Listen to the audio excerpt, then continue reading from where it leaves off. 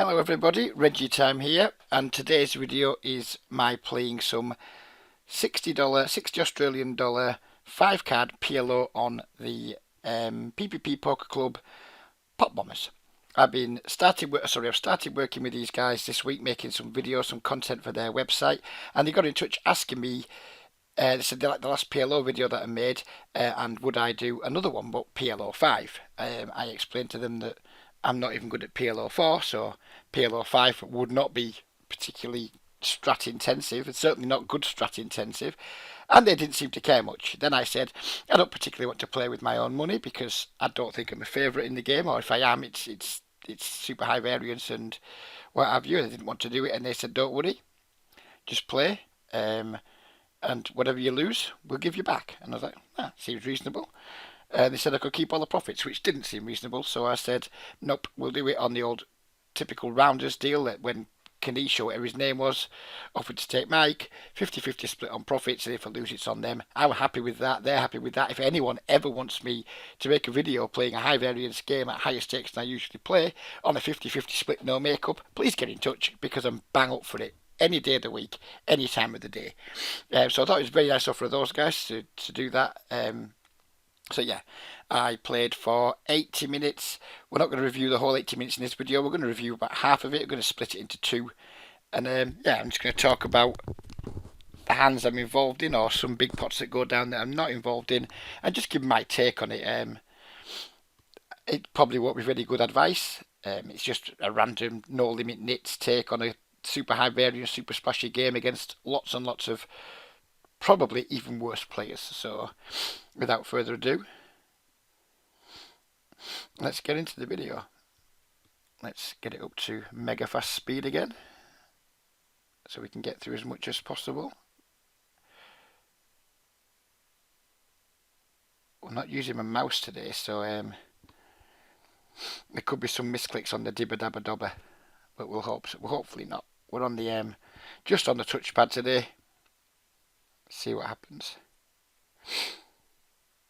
I play pretty tight in the start of this video. I get a little bit looser as the video goes on, but let's face it, I'm never going to be super loose because nit.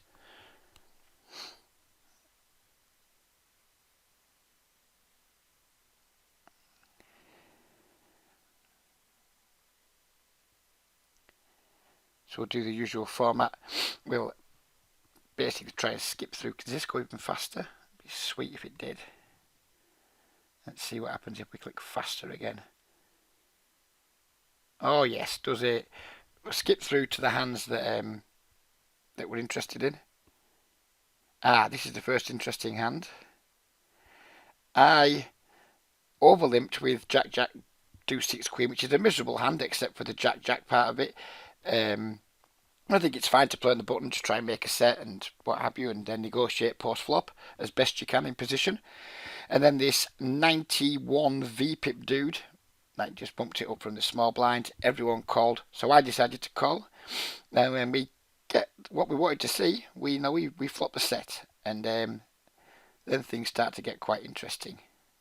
He immediately leads out for pot, which I'm expecting he would do with, like, I mean, it's a 91 VPIP, 91.34. He's going to be doing this with like a very wide range. He doesn't just have to have, say, top set here. He can certainly have aces here, flush draws, all kinds of like flush straight draw combinations, etc. I think we probably have the best hand right now. And if he's got a set of kings, then fuck our lives.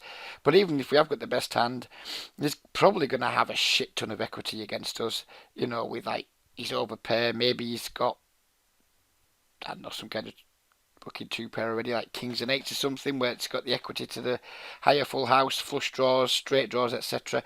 So it's not a situation we're in love with, but if I'm playing a game where I cannot get middle setting against somebody with a 91 VPIP, then it's not a game that I ever want to play.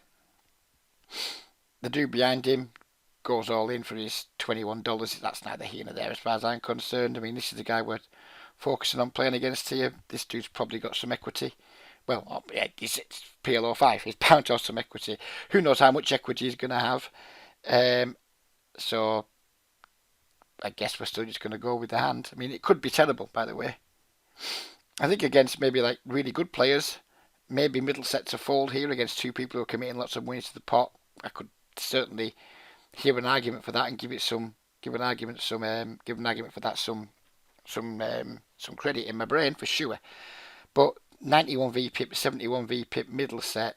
I think it's time to just roll the dice. Did what I did, and we obviously got it all in, and we were up against the nut flush draw with two pairs. The guy at the top left, the caller, this true teller. So he flopped really, really well with his nut flush draw and his two pairs. So he's entitled to love that flop and put all his money in. The other dude's got top and bottom pair with a high flush draw, with a small flush draw. So he's entitled to love his hand, and we've got the middle set. So we get it in with 52% equity in a multi-way pot, which I'm presuming is pretty fucking good in this game. Could be wrong, but I mean, we got it in flipping versus two players in a really big pot. So I guess that's okay. What isn't okay is him making his full house on the turn. That isn't okay, and we get felted 2 minutes into the mission.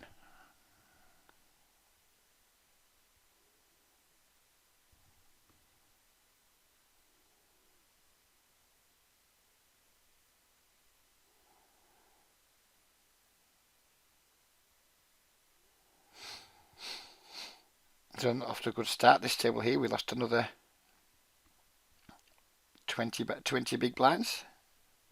And we are only 4 minutes into the session, and with 20 big blinds there, about 80 big blinds down already. But that's what you expect in this game. If you're going to lose heart in the first 4 minutes of a session, then maybe poker's not for you. And PLO with more than 4 cards certainly isn't for you.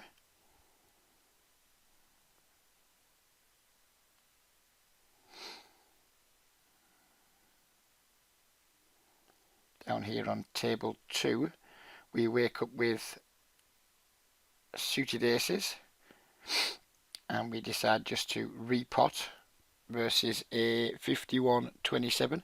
And this dude here, I actually didn't realise at the time, this is the dude that I was talking to before the session, and he did say he was going to join me at my tables, just to basically fuck around with me, I guess, or just to have some fun.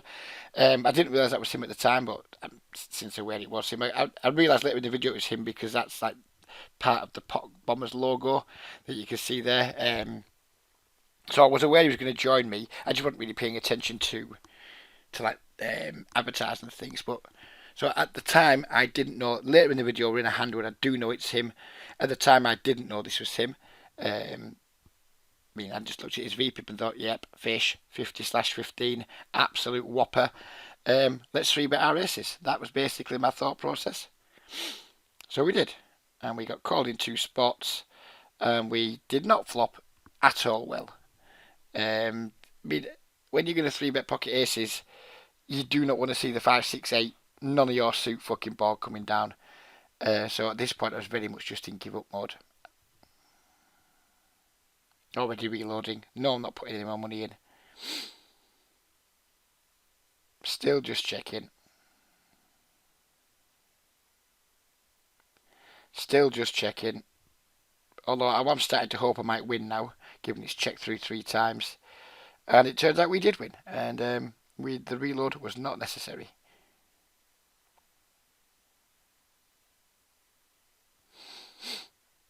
I only played 2 tables in this session, by the way, because I was talking to you before the session, and what he said made a lot of sense.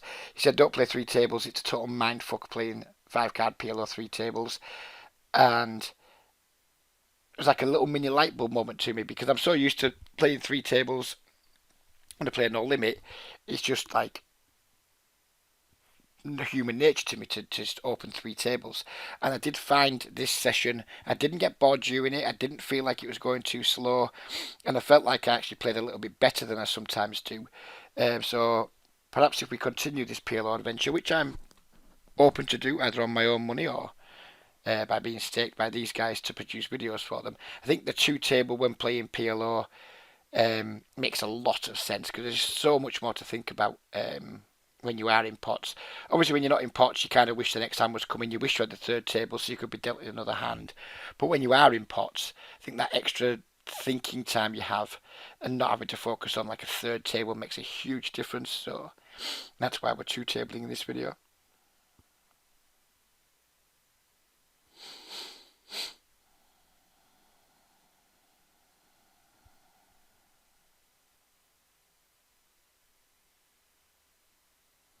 remember thinking at around this point, thinking, wow, how easy is it to continually get dealt shit hands in 5 card PLO? I didn't think it was possible to get dealt such a miserable collection of hands. 8 8 3 7 4 5 7 ace 6 queen.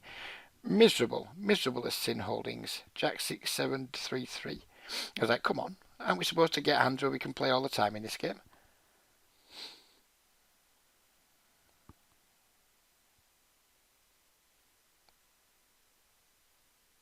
Call a bet here with our 2 queens on table 1. And the board checks through. Not a good turn card, lots of straights get there, some draws develop. Don't think it's a spot where we can start betting 2 queens at all.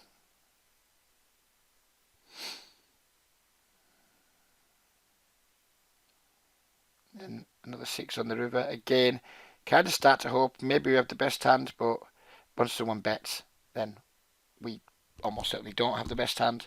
Even if we do, it's a spot where I'm just willing to be bluffed.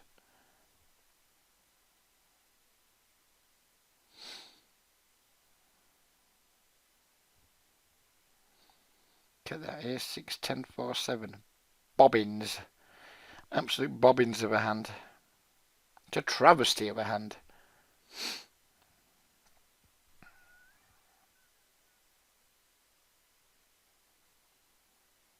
Jack 10 9 deuce 7 looks like a hand I'm going to want to. Oh, Reggie. Can we over? No, I don't think we can overlimp there. Cut off. Can we overlimp? I just look at the Jack 9, Jack 10 9 7 part and think, yeah, that's kind of rundowny. The 2's hideous. Only 1 suit. Maybe it's a fold. Probably should be a fold, actually, I think. I don't know, though. Someone might come along and tell me what a fucking nit I am. Wouldn't be the first time, and I'm absolutely convinced it won't be the last.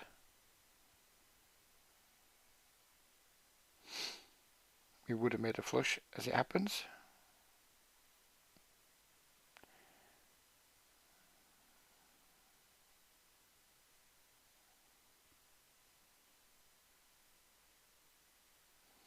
I think what I will pause to say now, because maybe I should have said it at the start of the video, is I think for recreational players who usually deposit and lose at no limit hold'em, and let's face it, there's loads of you guys out there. I don't mean to sound condescending or patronising or anything like that, but yeah, let's face it, lots of these guys exist. You know, like what they say that only like 10% of players win at poker. So if you're in that vast number, like 90% of players, I'm genuinely, and this is not me shilling or anything like that, I genuinely think that Pot Limit Omaha is a more fun game than No Limit Hold'em. I think you have more chance to win in the short term, because you're going to be up against look at these tables. Lots of players that are worse than you. Obviously, the variance increases. There's more luck involved. Hand equities run closer together. But I think you have more fun. And the reason I'm saying that is because I've been playing some PLO home games with my friends. They won't play No Limit Hold'em. Like, if you say, let's have a midweek No Limit Hold'em, like mini tournament or whatever, not interested. But you say, like, play PLO, bang, they're in. We played a game of Raz midweek, home game Raz. We all loved it. We all had a lot of fun. None of us really knew what we were doing. It was good fun. My wife is now like playing Pot Limit Omaha and Poker Stars tournaments mostly at night time, and my friends who we have like a weekly home game, like No Limit Hold'em league, deep stacked, good structured, fucking 10 man sit and go last 5 hours. We have that once a week and we all enjoy it. But through the week, nobody wants to play No Limit Hold'em. They want to play other games, and I think like the general poker player's palate is starting to desire more flavours than just No Limit Hold'em.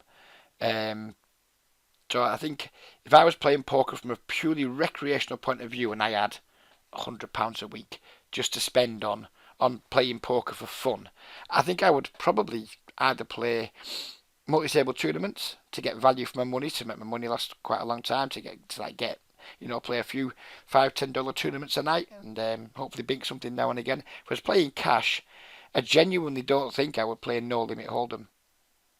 Certainly not all of the time. if I was a recreational losing player, because you kind of looking at the tables, you already know, most people will already realise I'm the fish in this game, I'm the losing player. You might not come out and physically say the words, and if someone asks how you do at poker, you might come out with the usual stuff, break even, maybe win a little bit, but deep down, you're probably not. So in terms of like, what value am I getting for my money? I'm going to put this £100 on, and I'm going to expect to probably lose it over the week. So how can I maximise my enjoyment from this money? And I genuinely, hand on heart, on anything you'd like me to swear on if you're into that kind of thing. I mean, it's bullshit, of course, but I genuinely believe, I'd state my integrity on this, that I think I would play Pot Limit Omaha if I was purely recreational, expecting to lose, because I think I'd just have more fun doing that. Now, obviously, if I'm a winning no limit hold'em player, as I am, and I'm playing to supplement my income, then that's maybe less of a good option, because yeah, I may be able to get in softer games and against worse players, but if my edge isn't as big, maybe my hourly rate or my expected earnings over the course of a year would be reduced because of that. So I'm not encouraging like winning no limit regulars to say that switch to pot limit Omaha, because you're doing what you're doing and you're doing well at it, and you should probably continue doing that. I'm talking specifically to recreational players who expect to lose anyway. And I genuinely think that pot limit Omaha, and the more cards the better if you want more fun. If it's all about fun for you, try and have some fun, try and get lucky. Maybe you have a good week where you win 10 buy-ins. You're not going to have a week where you win 10 buy-ins playing no limit hold'em. But it could easily happen playing pot limit Omaha. So you're like, right, I'm putting my £100 on, and who knows, maybe at the end of the week I might quadruple it, or I might lose it all, like I normally do. But you've got more chance of having the weeks where you quadruple it playing pot limit Omaha than you probably ever have at no limit hold'em, and you'll have more fun to boot. So I think that's a point that's worth making, specifically aimed at recreational players who have some spare money to gamble with, not money that you can't afford to gamble with, but spare money you can afford to gamble with recreationally. I genuinely think that playing pot limit Omaha would be a lot more fun for you, or a lot more fun for a lot of people. Obviously can't speak for everybody, but I think it's a point that's definitely worth making.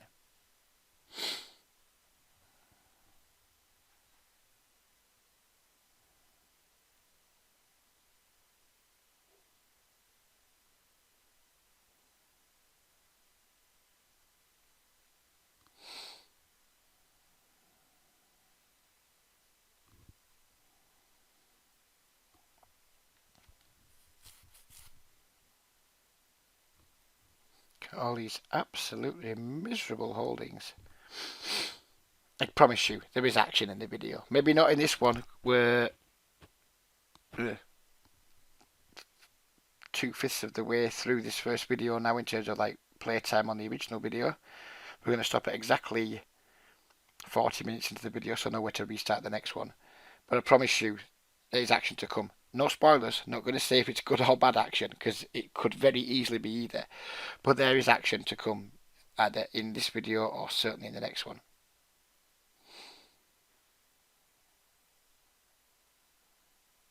It's not all just fold, fold, fold. Sadly, at the moment, we're just not getting dealt too many playable hands, and I guess that's the same for poker, whichever format you're playing.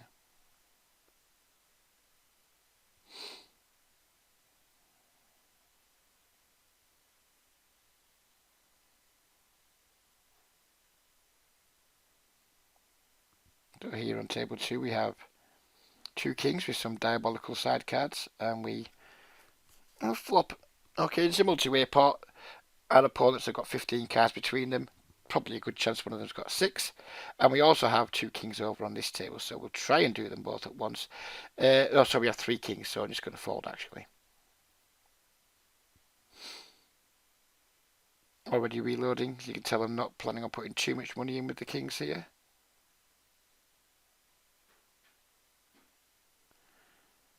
9 turns, checking again. I think we should probably check call here if we do get bet into, or maybe think about it, but not for pot. Not for pot. Straights out there, full houses out there. I think this is an interesting hand, the Ace 7, 6, 9, 10. It's kind of run down here. We have a suit to the, you have like a nut suit, and we have like the 6, 7, 9, 10. I'd rather not have the gap in the middle. We're going to flop a lot of gut shots with this type of hand, because we have the gap in the middle. But Still, nevertheless, I guess a 77-31. I think our options here are either 3-bet or call. I don't remember what I did. If I was playing the hand again now, I think I would probably just call. But let's see what I do. I do just call. And we flop. Kind of meh. We've got a gut shot to the 8, have we? Which isn't to the nuts. One pair and a backdoor flush draw, so not too much going on. But we are in position. We get that into a pot. I think I should fold here. Oh, why do I call? Why do I call? I guess my backdoor equity was just too tempting for me. I think that's probably what I was thinking at the time. That we know we have a good shot. Do we have any more good shots there? No, we just have the 8, don't we? Ah, no, now we don't know, do we? Now we've got the yeah, fair enough. We have the double gut shot, one of which is to the nuts. We hit the queen, we've got the nuts. If we hit a spade, we've got the nuts. So yeah, I think on the turn there, we have to call. He bet 6, didn't he? So we take 18 off here. So there was 8 in the pot. He bet 6. He called. So we were getting over 3-1, and we had like 12 outs to the nuts. So yeah, we'd have to call there. No problem with it. And we just don't get there. I'm pretty sure we just give up. We do river 2 pairs. Don't think we can call the bet though. Can we check and win? No, we can't. We cannot check and win. My short-term memory is fucking appalling. I only played this session like a couple of hours ago. Already forgetting what happened in it.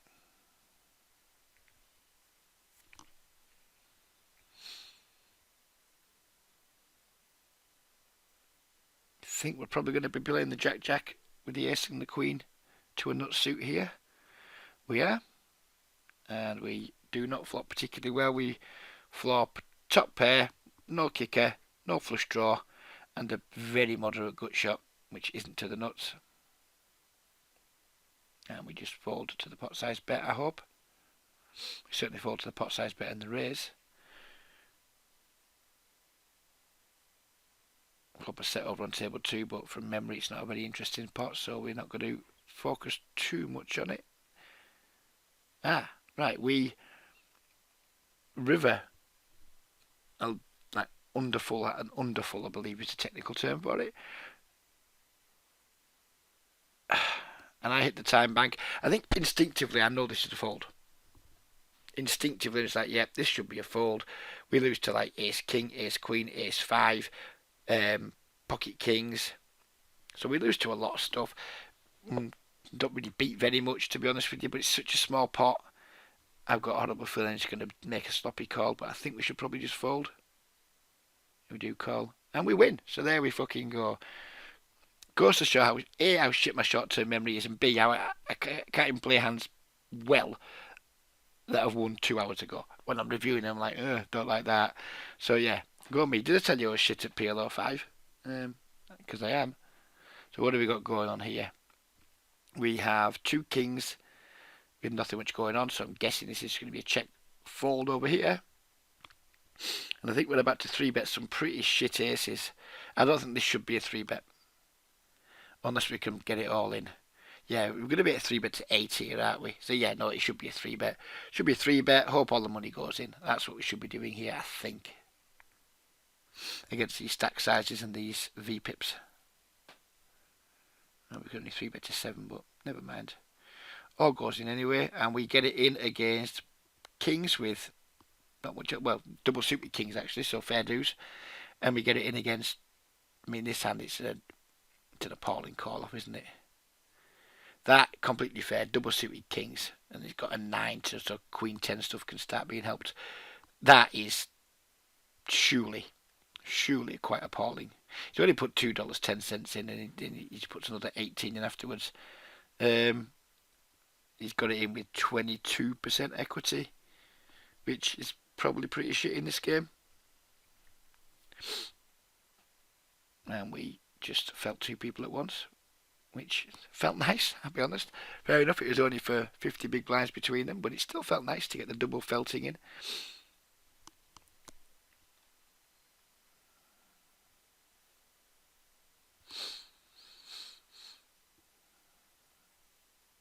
not convinced by this open on the second table. And this 76885. We are in the cut-off though. So, I mean, I guess how bad can it be? I think the problem with this is we open. This guy's just got like a 3-bet all day stack, hasn't he?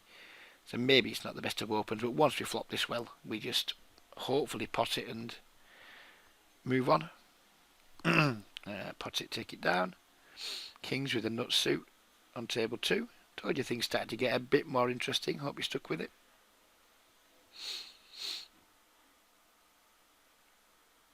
We flop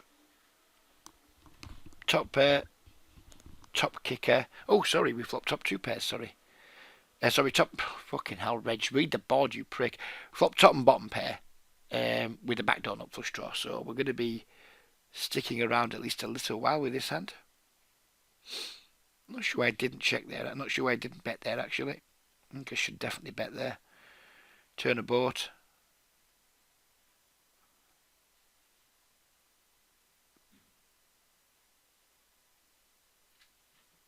Just take it down. King's over here with the suit. Flop a good shot. And we have a bet and a raise in front of us, so we turbo muck our good shot. What's our friend got here? What's he called my open with? That. Come on, sir. Come on, sir. What's that all about? Can't be a defending PLO 5. I mean, this guy's got 3 aces. And he's just been completely outflopped by the 10 Jack Queen. I don't think I like that. I don't know. I don't want to fall out with you. I've only recently met you and you seem like a really nice guy. But I'm not on board with this, I don't think. Not on board with it. But you were. And you won. So that's that. And then I didn't want to continue playing heads up, so I think we're just going to leave this table in a moment, I think. And join another one.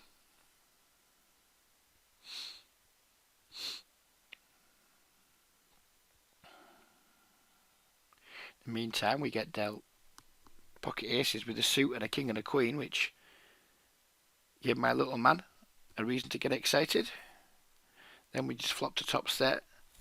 Then we just potted it because we don't know what else to do. I mean, looking around, we had 3 callers pre-flop. It's a pretty dry board. There's not tons of draws out there, but people can have other sets. They can have wraps. They can have open enders. They can have gut shots if they don't care. So I think we need to bet, and if we're going to be betting in a multi-way pot on a board that like hits our range, then I guess we should just be bombing pot into it, which is what we did. Don't think we get any action from memory though, which is unfortunate, but you know, it is what it is. Can't make them call all the time, can you?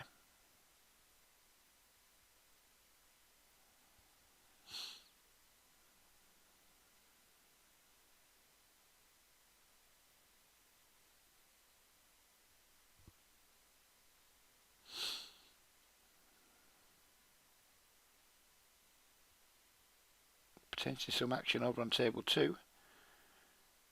Lots of people in the pot. Lots of money already in the pot. See if it gets massive. No, it doesn't get really that massive, so crack on, Reg. We're not here to watch other people.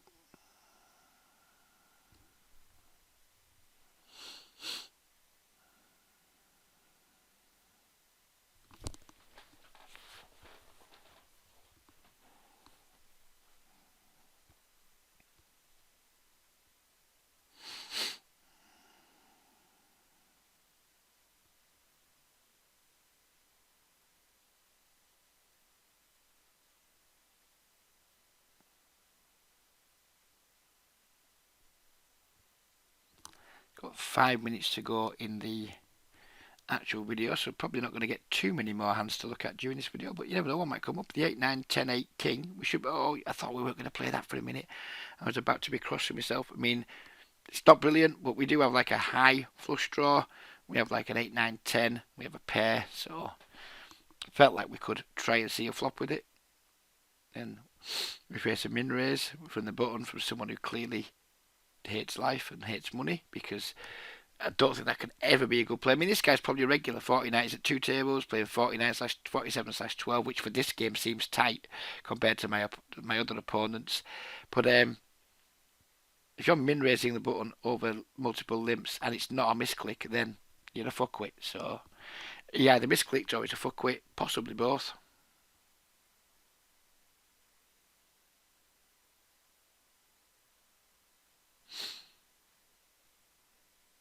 As you can see, I start to get a little bit more adventurous as I start to get my feet wet.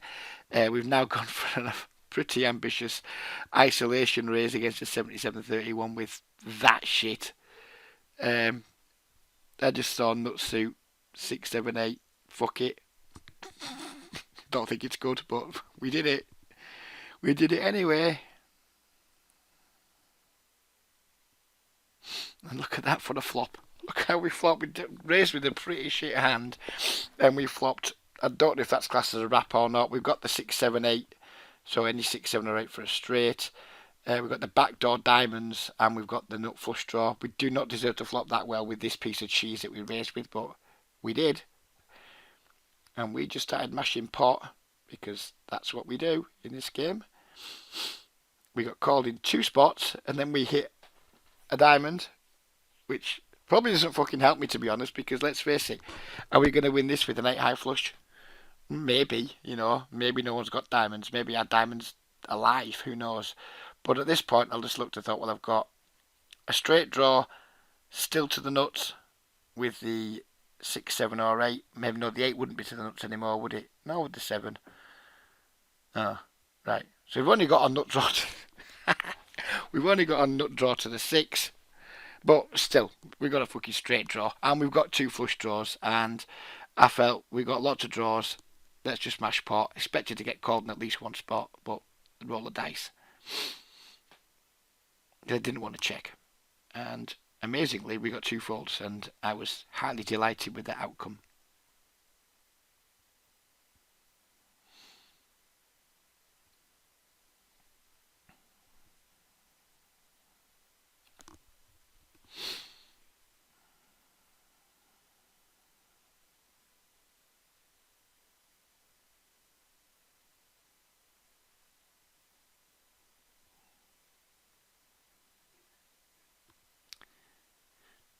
Right, we've got like 90 seconds left. We're going to watch these aces and these queens, and then we're going to wrap it up. So with the aces, we flop pretty badly. I guess we're just giving up. Please give up, Reg. We do. And with the queens, we flop pretty badly. If we even saw a flop, I'm not sure we did. We do turn. We had the nut flush draw here, and we had like a gut shot to the nuts as well. Oh, we've got an 8 that gives us a straight that might not be any good. So we've got tons of equity here. I've got a horrible feeling I'm going to wimp out and call here. Should this be a raise? I mean, he's never folding King 10. We have a 10. He's never folding King 10. Should it be a raise here just because we have the nut flush draw and we have like a double gut shot? Or do we just take our odds? If we assume he's never bet folding, which in this game I don't think we will bet fold very often, so if we assume he's never bet folding, is it better just to take our direct odds, call and give up when we miss? Or is it better to roll the dice here and pot it? Answers on a postcard, please. I suspect I'm going to call, and I think that's probably the best play. And then we improve to 2 pair on the river, but it's clearly not a good card for us, and we lose. So there we go. That's the end of the first video. We stopped at 39 minutes 46 seconds. That's perfect. I can just start the next video bang on 40 minutes and we won't miss any action. Hope you guys enjoyed watching this as much as I enjoyed playing the session, and I've enjoyed making this video. I know PLO videos don't do as well on my channel because primarily I'm followed by no limit hold'em players, but please do, well, no point in saying please do give it a chance, because if you haven't reached this part of the video, you haven't given it a chance. But I hope you guys have stuck around, have really enjoyed it. And if you want to get involved in these games, you can get in touch with me, or you can go direct to the PotBombers website, and you can get in touch with those guys, do your deposit through them or through me, whichever you prefer, and get playing in the games. And you'll have a lot of fun. It's a really nice app. It runs really smoothly. They're really nice guys.